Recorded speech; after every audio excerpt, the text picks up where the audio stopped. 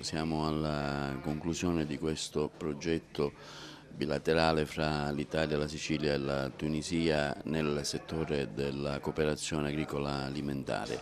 Oggi ci sarà una giornata in cui si trarranno le conclusioni di un lavoro che è durato da parecchio tempo. Quali saranno, diciamo, le linee guida della sua introduzione? Sì, sono stati 2 anni e mezzo di lavoro intenso, di lavoro e di cooperazione con la componente tunisina.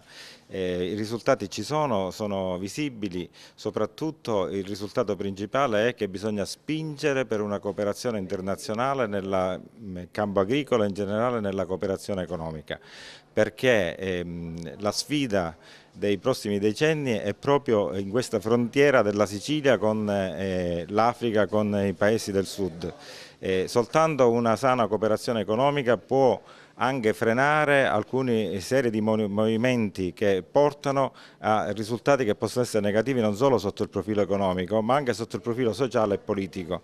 Quindi la cooperazione economica in campo dell'agricoltura è una grande opportunità di successo se porta a un innalzamento della qualità, a un raffreddamento delle campagne promozionali dei prodotti agricoli tunisini rispetto a quelli siciliani, basati soprattutto su una strategia di prezzo che ci vede perdenti, e quindi se si spinge su questo canale, se si spinge sulla potenzialità di qualità del nostro prodotto, che possono essere anche diffuse sul prodotto tunisino, noi possiamo migliorare i mercati e salvare la nostra economia agricola. Oggi si presenterà questo marchio Épines du Sol, spine di sole. Ecco, quanto è importante, diciamo, anche in Tunisia far conoscere questo marchio? Oui, permettez-moi de dire que nous sommes ici pour la clôture de Sono notre qui per la chiusura del progetto che verteva sui fichi d'India e sui carciofi. Nel settore agricolo fra l'agricoltura tunisina